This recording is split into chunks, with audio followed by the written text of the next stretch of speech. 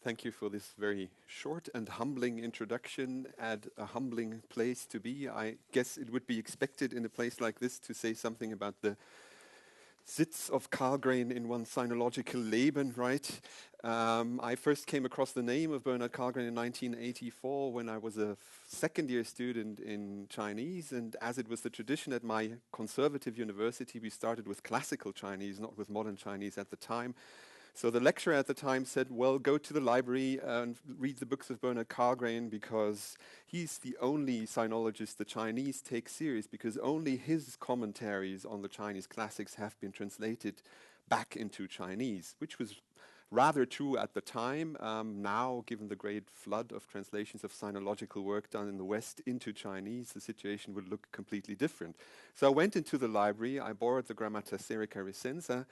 I found it an impenetrable work written in horrible handwriting characters with a badly done index, very user unfriendly. And I dropped it immediately, although my interests were clearly in linguistics at the time, since I minored in Indo-European linguistics and Slavic linguistics at the time. So unlike many other people who ended up doing phonology and paleography and Chinese bronzes, all these things Bernhard Karlgren has so famously written about, my introduction to Chinese phonology went through the next generation of phonologists, through the work of Edwin Polyblanc and Sergei Starostin in Russian. And it sort of freed me in a way not to have to fight up against the giant, as many others in the field did for so many years. I wondered oftentimes why Ted Polyblanc at every conference would have to bring up the spurious yod of Karlgren's reconstruction and argue 15 minutes against it before he would talk about his own theories. I later on read up on all of this, of course, and I must say that what I am going to tell you today is nothing but a small footnote on what Karlgren thought about many, many years ago. I was recently standing in a bookshop at a train station waiting for a train, and what you find there is travel books and phrase books. And one of the things which caught my attention there is this little book called Hieroglyphisch Wort für Wort, hieroglyphic word by word, which appears in a series where usually you buy your travel book before you go to Spain or you go to Italy. So Carsten Poist, who's a phonologist of ancient Egyptian, wrote this wonderful travel guidebook where you can say such things as good morning in ancient Egyptian, I have a room reserved here in ancient Egyptian, please cut my hair but do not cut it too much. All these things you expect to find in a travel guidebook. And I wondered, could we do a similar thing in Chinese? Would it be possible to phrase these things on the basis of the knowledge we have about the ancient Chinese language now? And I looked a little bit into the history of travel books and phrase books in earlier periods of Chinese history. And the earliest thing I found and could come up with is a travel book, a travel phrase book, which is a part of the Stein collection of the Central Asian manuscripts brought back to the British Museum at the beginning of the 20th century. This is in Chinese, although it is written in Tibetan. So you find a manuscript where you have head words a little bit thicker in Tibetan, and then you have a transcription of Old Northwest Middle Chinese of what this Tibetan words for the purposes of a pilgrim who is wandering along the Silk Road, probably a Tibetan pilgrim going to some place in China. And indeed, this kind of material contains very useful phrases of the kind you would like to have for earlier periods of Chinese. So it starts out very early, for instance, with the word for chopsticks here, beer, bat, rat, beggar. And the way this works is, to just give you an inkling, the Tibetan is spelled in conventional spelling, then you have this Tibetan transcription of the Chinese, and if you try to compare that to a standard reconstruction or transliteration actually of the distinctions in Middle Chinese, you would come up with the idea that what is meant here by the Tibetan spelling is actually zhuzi, the medieval and classical Chinese word for chopsticks. Semantically, these kind of lists are obviously very interesting as well, because they give you an unusual glimpse into a lowbrow society layer, which is not easily accessible apart from dialogues here and there in the Buddhist materials. So it goes on with things like thief, executor, slave, knife, castration, castrated women. You do not really know why you need that in Central Asia in an oasis town at the time, and you then go on to useful phrases. So you find things like, this is not my fault. 莫怪了我, it says in Middle Chinese transcription. What is it needed for? May I borrow that? How is it pronounced? 多么话? Is that okay or not? 施法了不施法? Phrases which are very unusual from the viewpoint of modern Chinese and of classical Chinese, but which do occur in medieval period in the Yulu genre, for instance, where you are closer to the spoken language. How late it is? How late is it? As in the good travel book, wash my hair, please. How many days do you need for that? Is it clean? What did I do wrong? What mistake have I made? Shut up. 莫道. And then even curses like crocodile eater, where you wonder, being again in an oasis town some 3,000 kilometers at a distance from the latest Yangtze crocodiles which were running around China at the time, why they would choose an insult like that in a Buddhist town. Is this a borrowing from a Buddhist concept, or is this something genuinely Chinese? Okay.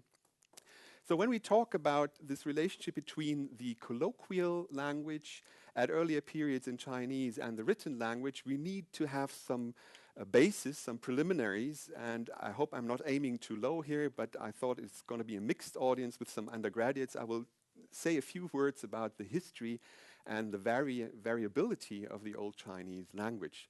There's a great terminological confusion which was never solved despite all of Karlgren's efforts and other people's efforts.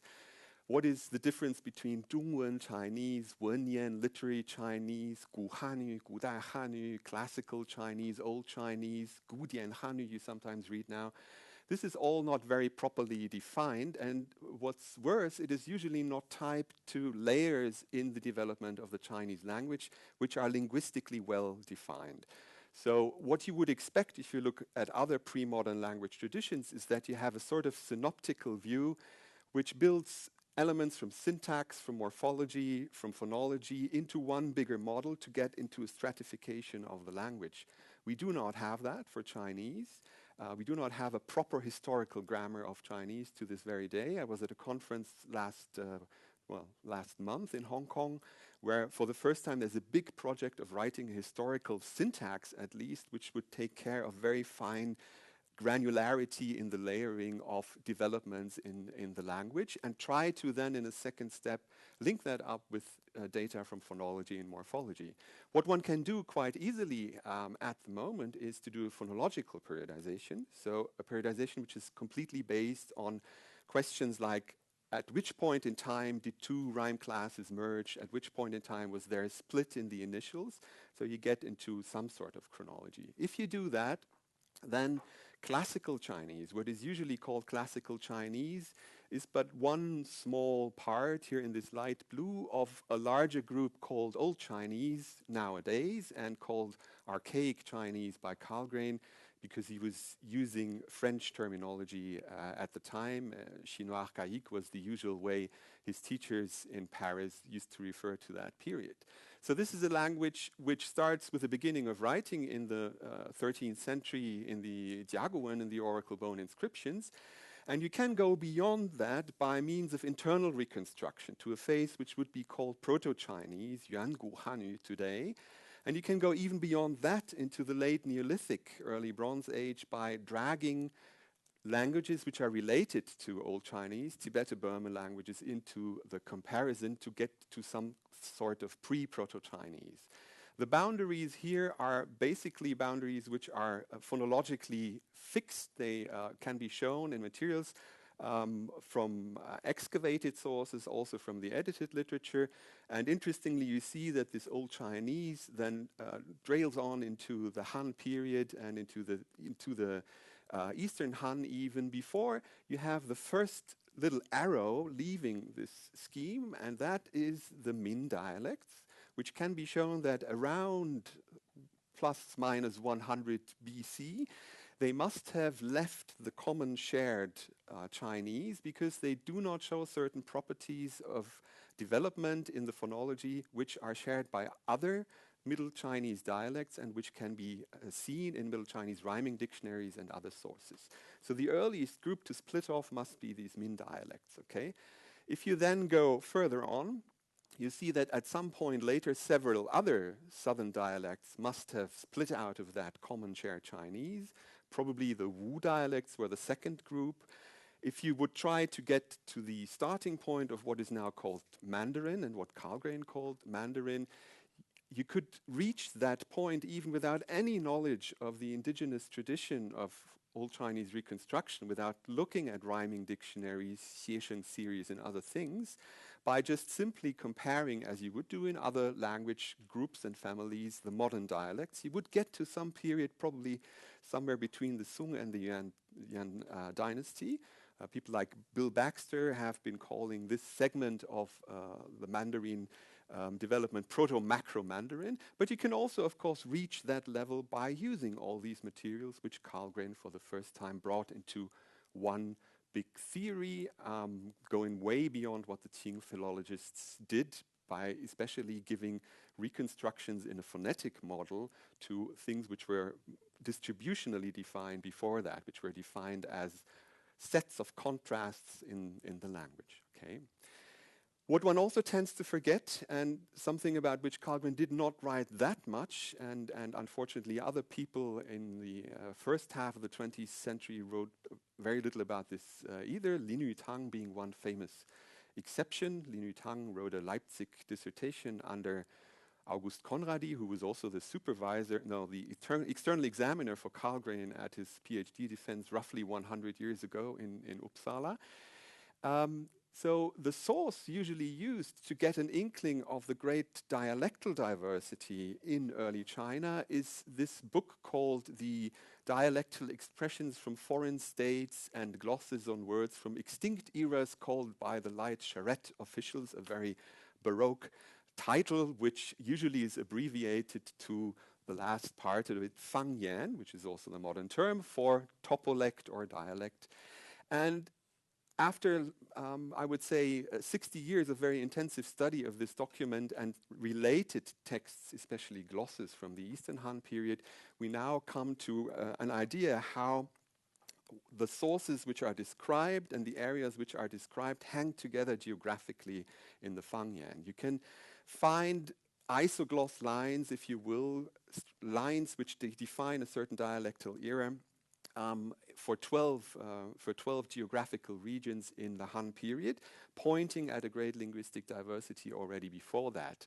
If you map that onto such a scheme, you can see that there is one group up here in the center, which is mostly Sinitic. So the words which are represented in the Fangyan are truly dialect words.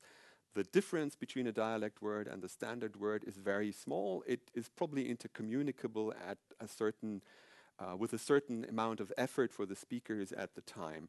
But you also have something which is here in the blue boxes, which is mixed zones, where we can clearly show now, by comparing these data to other reconstructions of the many language families which were present in China at the time, Austronesian, Austroasiatic, Thai, Kadai, Hmong, Mien, many other languages families which were pushed by Chinese to Southeast Asia later on, that there are influences on the vocabulary of this area and on this Beiyin, Chaoxian area in the far north.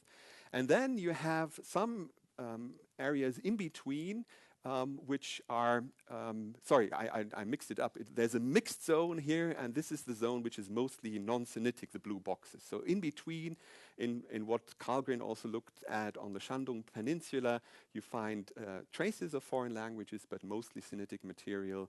And the farther south you go to Chu and Nanchu, the less transparent this relationship gets. So there's a big degree of diachronic diversity. It doesn't make sense to talk about the Chinese language. It doesn't make sense to talk about a particular type of writing system which held a language together. We have to look behind this intricate veil of characters into a diachrony of a natural language development, and also into a great variability in terms of dialects at the time. This is sometimes also reflected in passages from the classics. So in the Lü Shi Cunqiu of 239 BC, We find sentences like the designations of antiquity often do not correspond, are not communicable to the expressions of today. So there's an idea of language change, which is not self-understood. In many early written cultures, it takes quite a while until people describe language change in the indigenous grammatical traditions. Or Wang Chung in the Lunheng in the Han Dynasty says, in the text of the canonical scriptures and their exegetical traditions and in the utterances of worthies and saints, ancient and modern expressions differ, and the ways of speaking in the four quarters deviate. So there's diachronic and geographic dialectal differences. If people in antiquity talked about certain matters, it was not the case that they were striving to be hard to understand or to leave what they referred to hermetically concealed. If the people of later times did not understand them, it is due to their being removed far from them across generation. This we call linguistic difference, UI, and not elaborated grandezza, not a stylistic phenomenon. And this kind of discussion, is the variability we're looking at a kind of stylistic, rhetorical matter, or is it a matter of language internal, dialectal diversification, sociolectal diversification, re-emerged over and over in sinology throughout the 20th century, very famously in a debate in which Karlgren took part, to which I will come in a moment. Sometimes linguistic diversity is also very playfully stated in these sources. So in the Yinwenzi, a text probably from the early medieval period, but incorporating lots of pre-Tian material, we find this nice little anecdote where the author says, the people of Zheng call unworked jade pu, the people from Zhou call rats not processed to dried meat pu. A person from Zhou had a pu and said to a merchant from Zheng, would you like to buy some pu?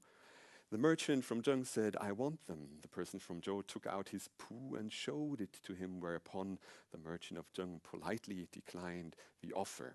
So what you see here is what you also find described on an abstract level in the Xunzi, the discovery of the arbitraire du signe, if you will, where people realize that there are different designations for the same object and same designations for different objects across language boundaries in ancient China.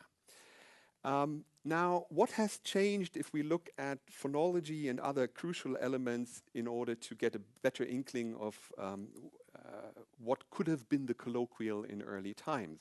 If we look at the system of the phonology in modern Chinese, this is the chart of modern standard Mandarin pronunciation, you find that you have 4 tones and you have a non-tone. Linguists usually write this contour tone contour by using little numbers in analogy to what you find in musical notation. And you have 24 onsets, which are listed here with example words in the way it is usually tabulated by the places where they are articulated and by some contrastive features.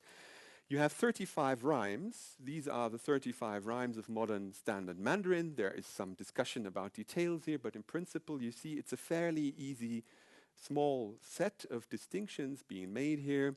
If you have been taught in class that the only final in modern Chinese, the consonantal final possible is a dental N, a velar Ng, and maybe also this Erhua.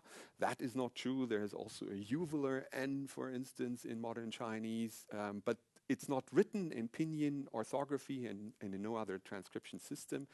So if people say ka for a third tone K-A-N syllable and pronounce a uvular nasal there, you do not transcribe it. So it's a little bit more complicated phonetically than it is usually taught.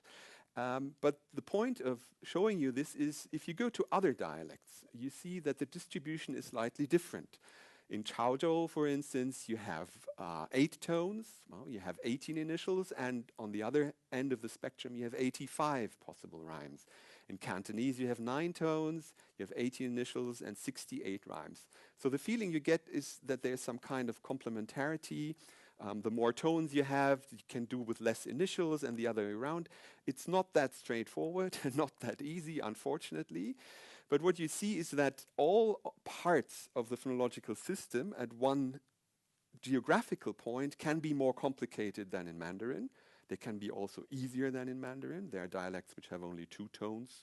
There's one reported dialect in the Sibirskaya Oblast, in the Siberian area of the former Soviet Union, which allegedly only has one tone. It has lost its tonal distinctions completely, but there's no good field work on that. And there are very reduced phonological systems in modern Chinese dialects, but usually the farther south you go, especially the farther southeast you go, the more complex things get phonologically.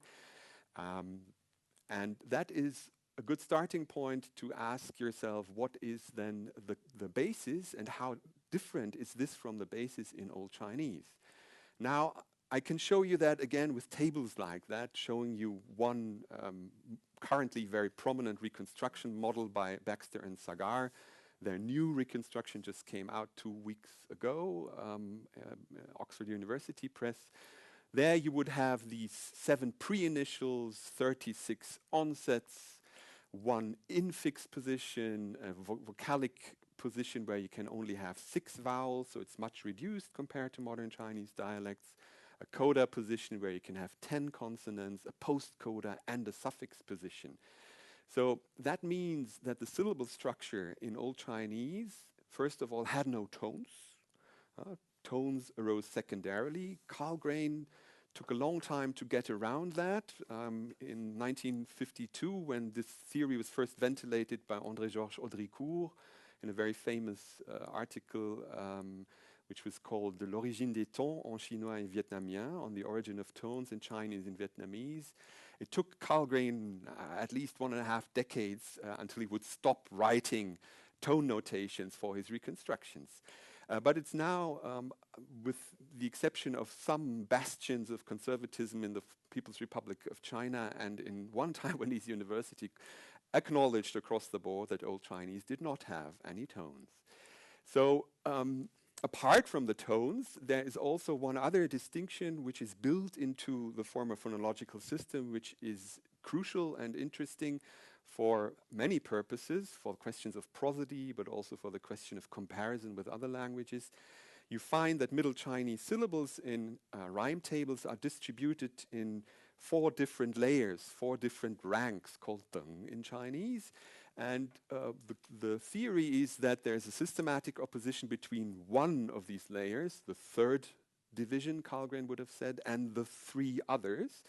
And what kind of feature is used to explain that? Is this a feature which makes a syllable long or short, a phonemic contrast in vowel length? Is this a feature where the syllable is pharyngalized, as is now the theory most prominently stated by Jerry Norman, who passed away last year, and by Baxter and Sagar?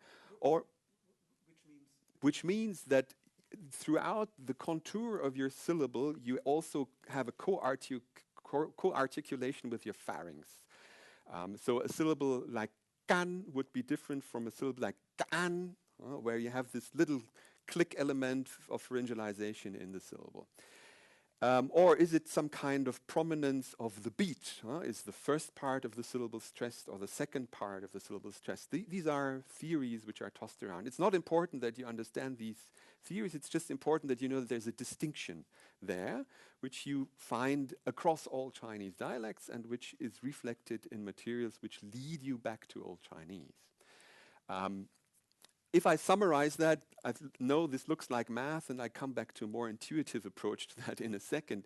That means that the Old Chinese syllable, unlike this very simple structure in modern Chinese, consonant-vowel or consonant-vowel-consonant, could have a main vowel and initial consonant, but before that, there could be 1 to 3 additional consonants. There could be an infix here, another consonant here, and after the final consonant in a root like pat or kam, there could be other elements. So the roots were very complex, and the question then naturally arises, what is this complexity for? I skipped that. What got lost along the way? What is the information load difference between such a complex syllable in Old Chinese and a modern Mandarin Chinese syllable? Now, one very intuitive way I have learned of showing that, rather than going through these tabulations I showed you, is this little story by Zhao Yanren, famous linguist of the 20th century, also in correspondence with Karlgren, who concocted this little pseudo Mandarin story, which actually follows rather the rules of the grammar of literary Chinese. And you see it reads shi shi shi shi shi shi shi shi shi shi, and so on and so forth. It is a little story about Mr. Shi eating a lion. The contents are rather silly because it is constructed for the purposes, as you saw, of having only syllables pronounced shi. I won't read it. I'll leave it for a few seconds on the screen and drink some water in between.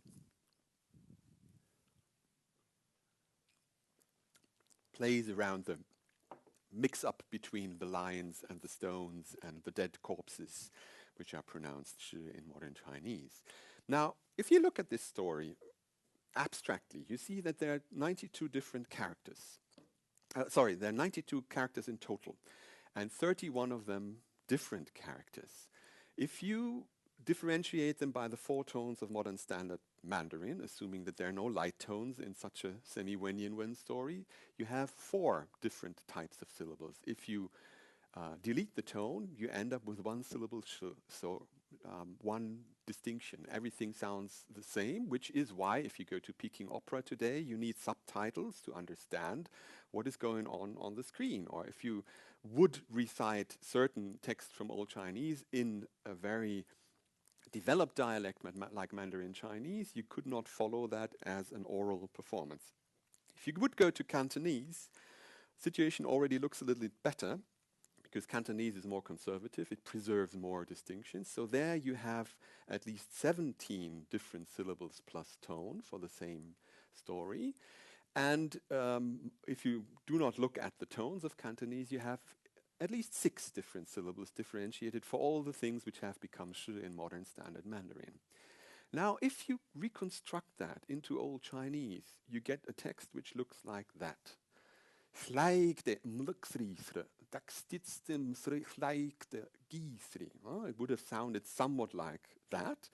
And the point I want to make here is that you have 22 lexical roots here, 22 things which are between hyphens. So they are the root of a word, and the affixes to the left, to the right, in the middle are stuck onto that root, and you have no homophones whatsoever. So in Old Chinese, such a story would have been perfectly intelligible just by listening to it. You would have no need of a recourse to some kind of written representation in Chinese characters. Okay? And this is an insight which is not new, which was new at the beginning of the 20th century. So Karlgren, looking back at his insight in 1951, writes the following: "The Book of Mencius, written out in Western letters according to the sound system reconstructed in the grammata, and provided with a vocabulary at the end in the same medium, all without Chinese characters, would be perfectly intelligible and, indeed, a most useful textbook for beginners in classical Chinese. There can thus be no doubt that the pronouncements of Confucius in the formulations they have in the Lunü, if read out by the disciples some decades later with the pronunciation of the words then current, were perfectly intelligible to the listeners as far as the phonetic distinctions were concerned. The individual words were sufficiently differentiated phonetically to be kept apart. The recorded lectures of Confucius might very well represent his normal, educated, spoken language," unquote. Still, there is this inkling, if you present material like that, or if you actually did write a textbook in reconstruction, which never happened, nobody ever did that, with the exception of Gary Ledyard, the Koreanist, who did that at some point in the 1960s, but it was not used. The suspicion people usually have is, are these guys really pronounceable? Huh? Can we really have something like Mumbling and Wui? First of all, because no modern Chinese dialect, as we have seen, preserves traces of such enormous consonant clusters. But secondly, also because some of them are unusual in the phonologies of European languages. We don't have pharyngals. If you go to the cafeteria and sit next to Arabic students, then of course you have the pharyngals all over the place and you see how they are pronounced. Formerly, I always used to play when I presented such data at this point a sound recording from a Qiang language, from a language which is structurally very similar to what you have as a syllable structure in Old Chinese. Now you can go to YouTube, and there are enthusiasts who read the Shijing and who synchronize movies set in ancient China in the reconstructions of Zhengzhang Shangfang, one of the leading phonologists of Old Chinese. There you can see how this works and how it could be perfectly pronounced. You can also do that in a more abstract way again by showing that this complexity you see in these reconstructions is nothing unusual in the area. So for instance, if you look at Khmer, the classical Khmer language and also many modern descendants of it, it has a syllable structure which is very similar to that what is reconstructed for Old Chinese now. So you have syllables which have this type of complexity. Krnum, kplam, syllables of this type we now commonly reconstruct for Old Chinese, which are 1.5 syllable long, not 2 syllables, but sesquisyllabic 1.5 syllable long. If you look at modern Thai, it's not so complex, but at least you have things like consonant, consonant, vowel at the onset of words. Okay, if you look at classical Tibetan, the syllable is actually quite complex. This is the syllable structure in abstract terms, and that would translate into sequences of syllables where you have 4 total morphemic occurring in one word consonants in a row at the beginning of a syllable and 2 at the end. So it's not that strange. Think of the awful German language, as Mark Twain called it, the German language where you have monstrosities as Angst, Schweiß, sweat of fear, or Herbststrauß, bouquet of autumn, where at least across syllable boundaries you also have 4 or 5 consonants in a row. English, as you can see, is a little bit less complex than that. Now, how far can you go? Is it possible to have some kind of typological notion whether a reconstructed phonology is really pronounceable if it has 5 consonants in a row? Where is the threshold there? Actually, if you look at natural languages, you can go pretty far there, and people constantly underestimate that. Unlike, for instance, distinctions Karlgren reconstructed, where you have a J, an I, and a J in a medial position of a syllable, which is extremely rare to be differentiated in a natural spoken language. We have languages like Bella Coola, a Pacific Northwest language in what is today Canada and the United States of America, where you easily find words for everyday expressions like man, person, which have where you have a long sequence of consonants. Some of them are syllabified in a way that you put little schwa-like vowels into it, but not all. So these sentences you have here, he had in his possession a bunchberry plant, is from a spoken corpus where people really say that. Or you had seen me walking through the cave. I will not try to pronounce that here. Is actually pronounced with a long, long sequence of simply consonants. You wonder how people yell at each other and shout in such a language. Like many people wonder how you whisper in Chinese, so there must be some techniques of doing that. But you can go very far into a direction which seems completely odd in natural languages. Okay. So if you have this machinery of loads of consonant clusters to the left and to the right of a vowel in Old Chinese, what was it good for? One hypothesis was that, well, unlike what we thought and what is a cliche about Chinese, which arose because missionaries in the Ming period were transporting a particular picture of the Chinese language to Europe and to the first people who then scientifically worked on Chinese in Europe. Also, unlike what people in the 18th and 19th century thought about their own language in China, there might have been a lot of morphology encoded in these positions. So these consonants were not useless. A language is typically economical. It does away with things which are not useful in everyday conversation. And the theory that was pronounced by Laurent Sagard in the 1990s was then a very strict and a very radical theory that all of these positions are morphologically relevant. Every single consonant before the root consonant of of a word, of a morpheme, would encode some kind of grammatical function. Okay. He's come away a little bit from that, but still there's a lot of theories out there being discussed what these things encoded. So there are prefixes like S or nasal prefixes which encode things like directive, exertive, inchoative aspects of the verb, typical functional categories of the verb. There are derivational mechanisms like making a verb out of a noun and vice versa, which are encoded in this type of morphology. So what you do if you read, unlike what Karlgren suggested, Chinese in characters rather than in reconstructions, if you look at Old Chinese, is you throw away half of the information you potentially have on what actually is going on morphologically in this type of language. I skipped through this. It's a long list of suffixes, and some of them very well documented and with parallels in other languages, some of them very vaguely discussed in the literature at the moment. But all in all, you have something like 36 proposals now for affixes in Old Chinese. Okay. Another interesting function of looking at language through this window of reconstructed phonemes rather than through the window of strings of character is that you see structures in texts then.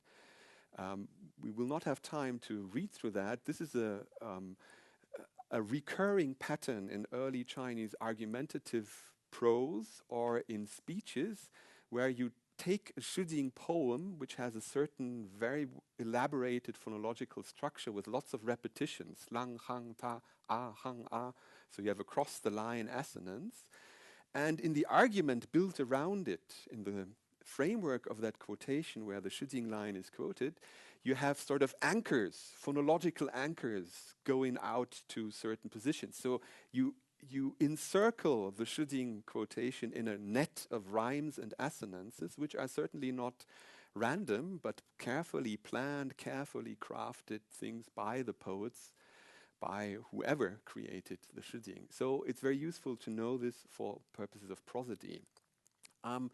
It's extremely useful to know about this reconstructed level to understand etymology in Old Chinese. If you have a standard definition in the Baihu Tung, a text which is based allegedly on discussions taking place in the Han Dynasty about what is the right scholarly way of treating certain classical texts, of key terms of Chinese culture, like shengren, what is the sage, what is a sage? And then the author says, shengren zhe he, sheng zhe tong ye, dao ye, sheng ye. In modern Chinese, this looks quite random. It's terms strung together, but if you look at the reconstruction, you see what he does here. He says is to be sage is hling, to be sage is to communicate, hlung, to enunciate, hlu, to resound, hling. So you see how he constructs paronomastically, by playing around, by punning with the sounds, a philosophical argument in this case. And this was very common during the Han period, that you use etymology for argumentative purposes in philosophy and in exegesis of the classical texts. So for that, you also need that. In the Lü Shu Chunqiu, you find the similar string, hlings, nin hling, ama hling, sheng ren, ting yu wu sheng. And you can then come up with a word family, to use Karlgren's term. Word family means, in today's terminology, a set of cognate words which are differentiated by different affixes around the root, which would look like that, where you have sheng, the sound, or to resound as the base of a word family, from which then by regular morphological processes you have derivations into ting, to hear, into ting, to obey, to heed to, into sheng, to be a sage, and even into qing, the lithophone, the preferred musical instrument of the shengren at the time. So this is not a random gathering of lexical things hopping around in classical texts, but it is related by well-defined, law-like processes of morphology in Old Chinese. Okay.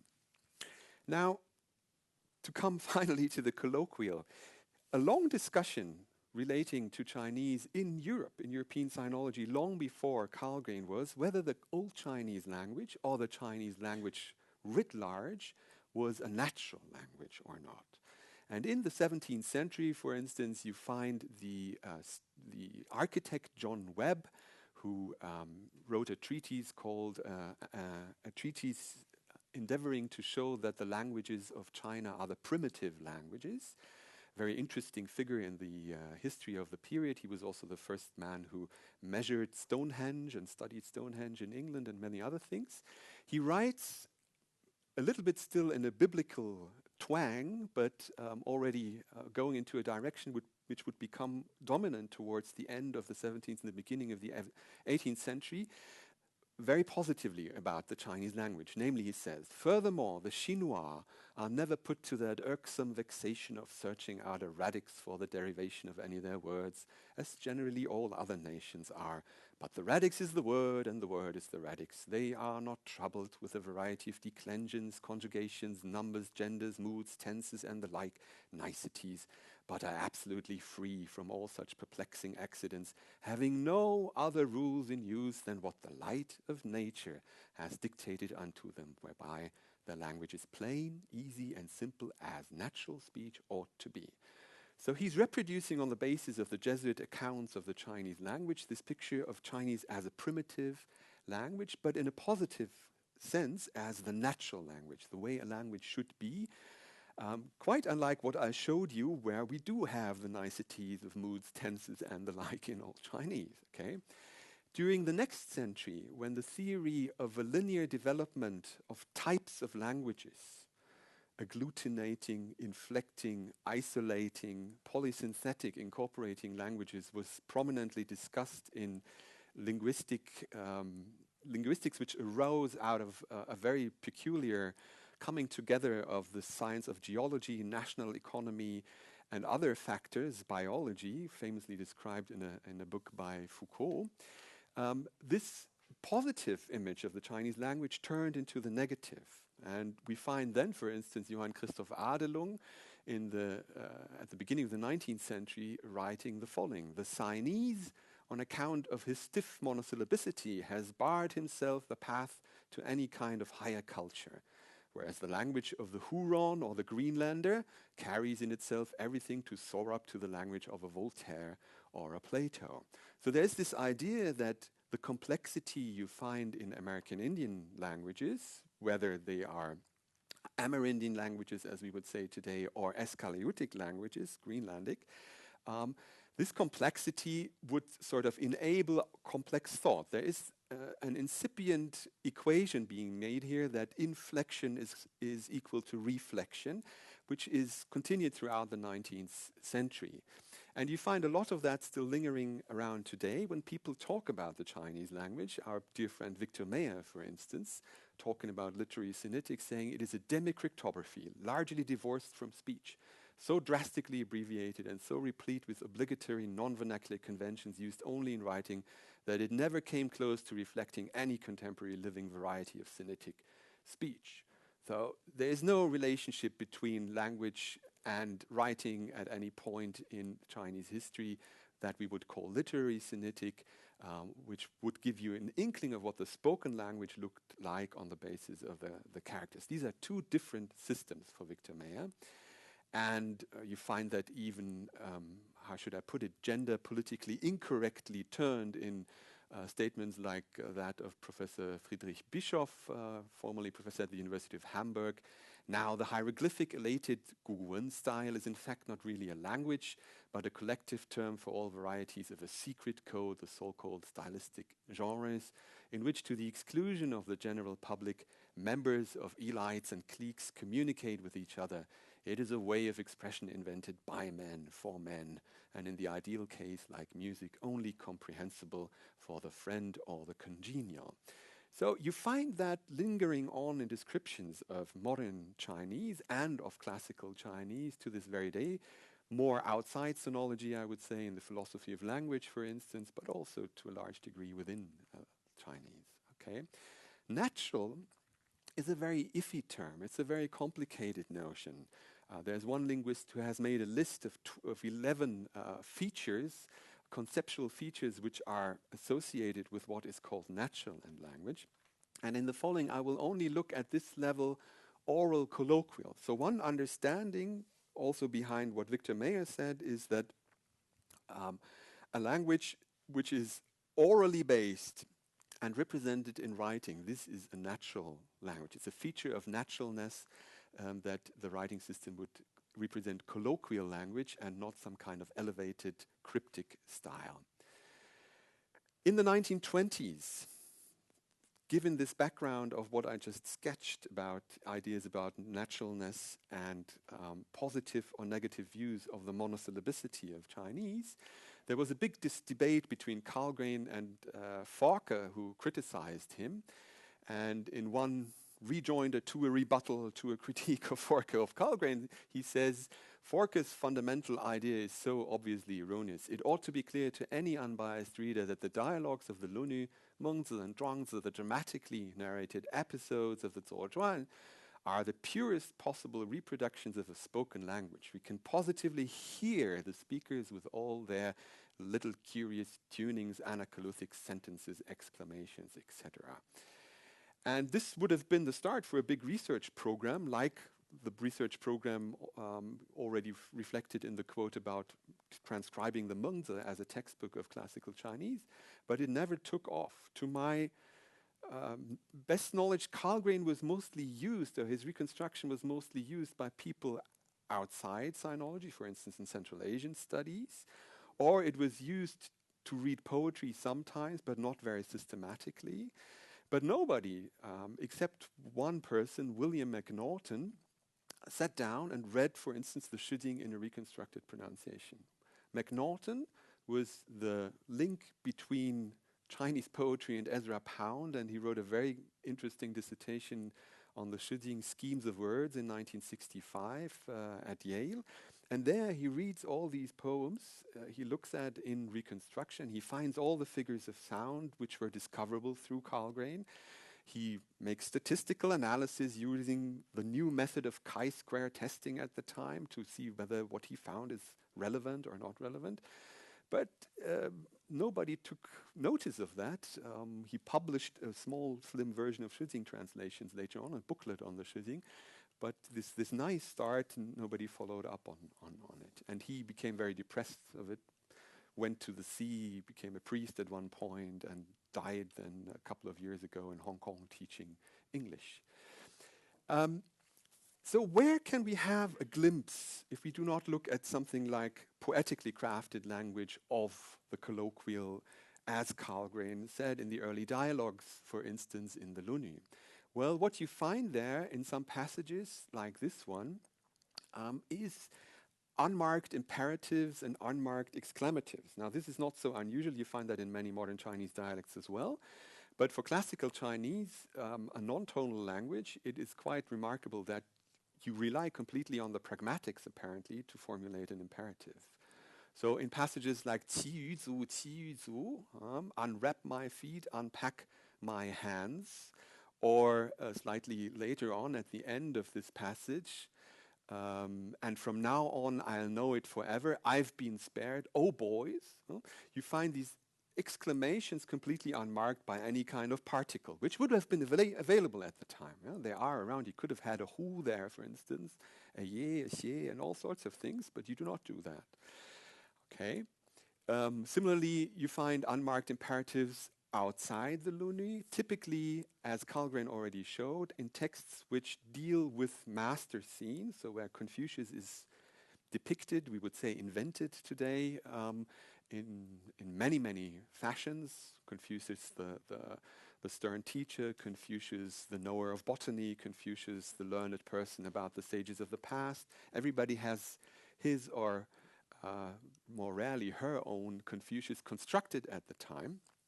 So you find sentences also in the Li Ji, in many other texts of this type. Ju wu yu ru. Sit down, I will talk to you. Where ju is completely unmarked, of course. It's just a ju, and there's no indication in the phonology or anywhere else that this was an imperative, but it has to be understood like that. No comment of the early periods would doubt that. Okay. Also, for the linguists among you, cannot go back, ju has a valency slot. It should actually have an object So you cannot leave the object away. You need a locative to fill that valency slot, and you do that here. Or else you find long passages with what seems to be excessive null subject buildup, where you leave out the subject, which is very common in a null subject language. But if you go through a long stretch of discourse in order to maintain information transparency, at least occasionally you need a subject here and there or an object. And in the Zhuozhuan especially, but also in the Lunar, you find long passages like that. Zizhang asked Minister Ziwen, what do you think of him? The master said, was loyal, said, human, said, don't know. It goes back and forth like that, and everything which is in the brackets here is the subjects we reconstruct, which we insert, like always in classical Chinese, into the text. If such a structure becomes long, it is certainly a characteristic which is which points to spoken language, to colloquial language. Okay. Or a very famous passage where this is also, which has been often cited to show this point. Zigong asked about me, Zi, what do you, my master, think of me? The master said, are a vessel, you are a vessel. And he has the pronoun there, ru qi ye. What kind of vessel? A hulian. So you have this kind of a form going back and forth where you leave out the topically prominent positions over some stretch of text. You also have one interesting feature here to which I come back, and which was Karlgren's pièce de résistance to say that the dialogues of the Luni are colloquial, and that is what he calls the ex-ye construction, the construction where you have ye after a personal name in a sentence in text like the Luni, and he tabulated all of that. Another indicator of colloquial language at the time is probably excessive particle stacking. So you have passages where you have combinations like ye hu zai, okay, in one row, and it's clear that they do not have a grammatical function in the sense that they would mark a predication type or something like that. They are really particles in the sense we use particles later on. So ye hu zai lai ha zi in reconstruction is some kind of concatenation of the type you find it, for instance, in modern Cantonese, where every sentence basically has to end with a particle which is drawn twice, thrice, 4 times as long as the last syllable to make a sentence prosodically well formed, and where you have many combinations of particles. Same thing here, ye fu, lai ba. The master said, there's really nobody who would know me, and what I try to convey by really and this conjunctive is the force the particle stacking at this point gives. The ye would be completely sufficient to finish the sentence, and you put in another particle, ba, at the end of the sentence. Okay, you find that elsewhere, ye xie, for instance, quite commonly encountered in the mozi, lai sra in Old Chinese, or in texts like the Li Ji, you have that also quite commonly, also in the Zhuangzi at some points, using different combinations of particles. So Karlgren summarized his finding about this internal caesura ye after personal name like this. I do not want to read this now. It basically says that whenever you have a passage where you have a personal name occurring in a dialogue, and you could just address a person with his first name or any kind of name, and you stick in a ye, that's a sign of colloquial language. Because you have a contrast there between plus minus ye occurring in a very limited given textual pragmatic setting, and that was for him the proof, as he would say, that classical Chinese at the time was closely akin indeed to the colloquial style of the time. And that was what he tried to write to refute people like Forkel, who said these are stylistic differences rather than differences of social register, sociolectal differences. So two examples of that kind, both with Ziye. The master said, Zi, do you think of me as someone who memorizes the many things he has learned? Ziye ru yu wei duo xie er zhi zhi zhe yu. And this ye here is superfluous in the sense that you would not need it to complete the sentence, but you need it to mark the colloquiality of the dialogue situation, or simply it is a remainder. It's something there because this text transcribes a dialogue. It is a reflection of the underlying spoken language. With that, I come looking fearful at the watch to the last section. No? Okay, about swearing and cursing. Now, as we saw, you can call somebody a crocodile eater in Central Asia in the 7th century in a Dunhuang text. And it is quite remarkable that very little research has been done about how you abuse somebody, how you yell and curse someone before that period in China. There's one wonderful book on this lexicon out now. I will show you the reference in a moment.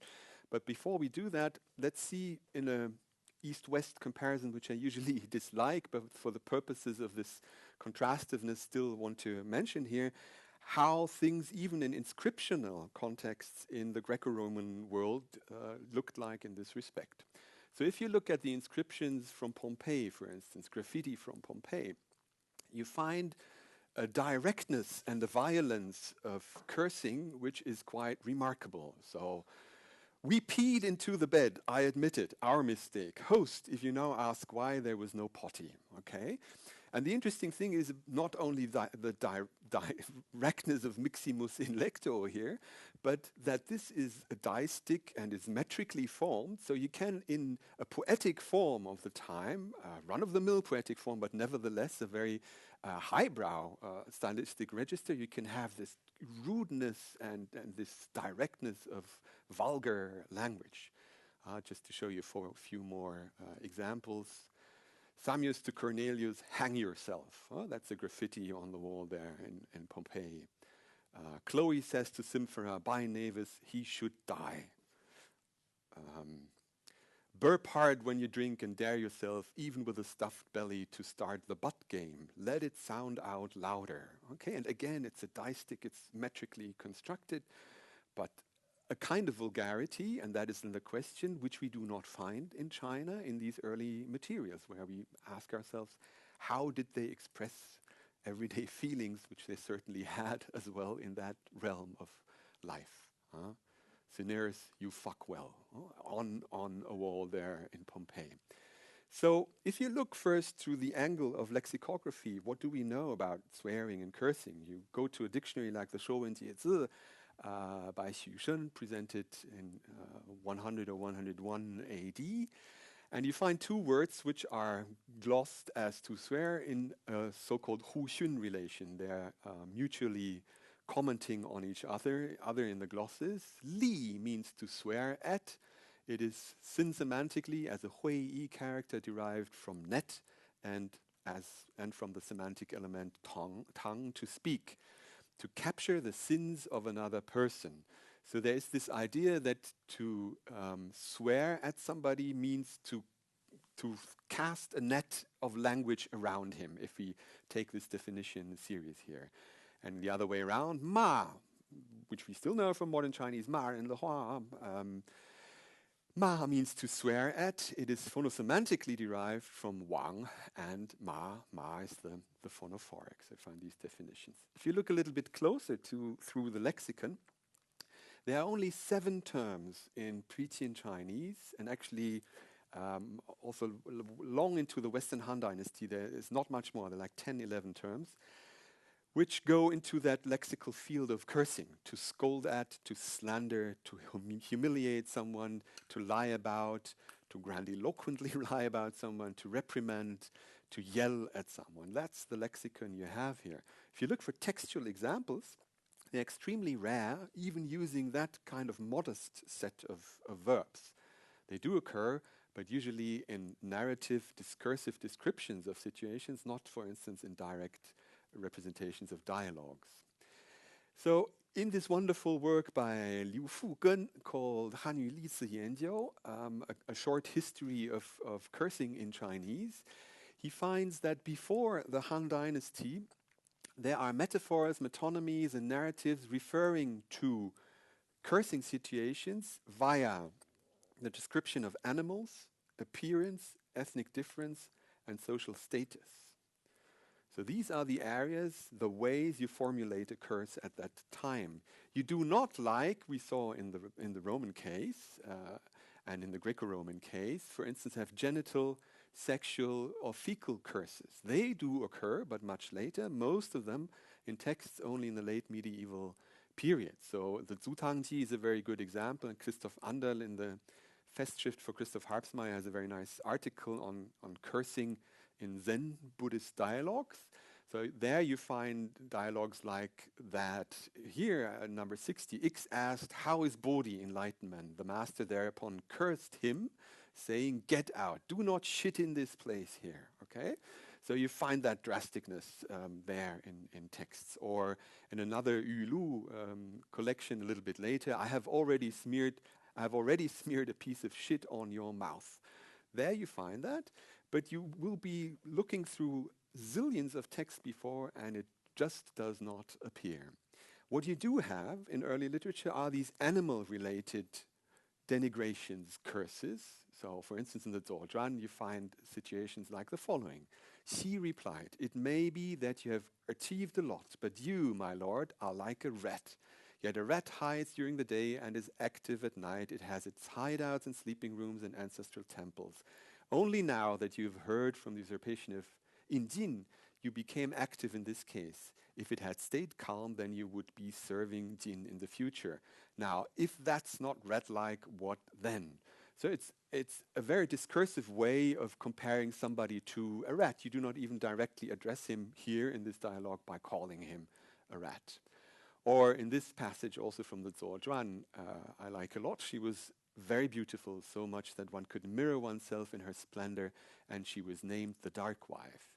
Prince Kui, head of the musical bureau under Shun, took her on as a wife, and she gave birth, sorry for the typo, to Elder Feng.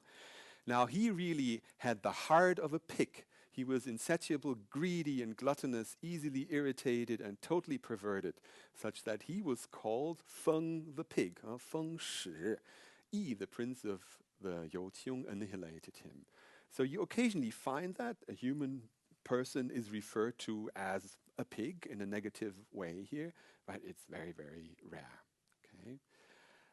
Ethnicity, regional backgrounds, appearance sometimes are used to denigrate people. So in the Mengzi, famously, you find this passage, "This is not the speech of a gentleman, 此非君子之言." These are the words of a hillbilly from the east of Qi, where "ye is used until modern Chinese. One could use that.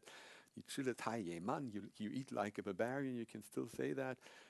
For the denigration of somebody who does not speak the normative language standard of the time. Or the master desired to dwell among the 9 barbarians. Someone addressed him, "They are narrow, low, they're narrow-minded, they're ruffians. How will you go about that?" The master said, "If a gentleman lives among them, what kind of ruffianity could there be?" But it's all very detached and very indirect. Only very rarely you find direct dialogues where people are addressed as a ruffian before the Eastern Han period. Another example from the Guoyu, where this kind of negative language associating somebody with an animal is used in a self-description of a barbarian, so in a witty joke where he talks about himself as, "I am really a disgrace that I have a human countenance, yet I'm still a wild beast." You often have these very nice encounters in the Zhuozhuan and in the Guoyu where people say, "I really don't know your high Li culture here," and then they walk out quoting a Shuding line to make the point, thereby showing how well versed they are in the language and in the rituals and in the sumptuary rules of the central kingdoms. Okay. Direct addressed curses are typically related to social status. We see that now a lot in excavated texts from the Han period, like the Liye texts, but also already in the Zhuozhuan, where somebody says, "Hu, hey there, I call you, you corvée slave, you're a slave. It would be well fitting His Majesty had you killed." So where somebody is addressed as a slave, and this is not a slave in the scene, it's a nobleman, so he is denigrated by being addressed as a slave. Okay, and all of that then can accumulate in phrases where you have direct addressing using some kind of curse word plus particle stacking. That's maybe as colloquial as you can get. So when Confucius at one point gets really, really fed up in the L'ONU, you find this very nice sentence where he says in Old Chinese, bifu, lowly person, common person. How on earth could one serve with him under the same ruler? How on earth could one, is the translation for this particle stacking, ye, yu, zai, lai, la, zi, at the end of the phrase. So to wrap that up, there is very little evidence of colloquial language in the lexicon of swearing and cursing to be found. Where you find it, it is in constructions, like this ye construction Karlgren discovered. One could maybe also go a little bit deeper, but it would presuppose a lot of phonology to look at assimilations, which are indicative of a particular period where two characters are drawn together and then written with other characters because something has been happening in rapid speech at the fringes, at the edges of a syllable. So the question is, why is that? And this is the question I, as a linguist, do not want to answer. There are many good ideas on why there is scribal reticence in ancient China, why there is non-discursive description, non-utopian thinking, and so on and so forth. I still think that one day we will find a bamboo strip manuscript which will be full of cursing, or an early phrase book. Maybe somebody forges it or makes it up, as it is the practice now. But I do not think this whole complex can be entirely absent in early Chinese culture, because it must have come out of somewhere in the medieval period, and I do really not think that Buddhism was the trigger who brought all of that to China. Thank you.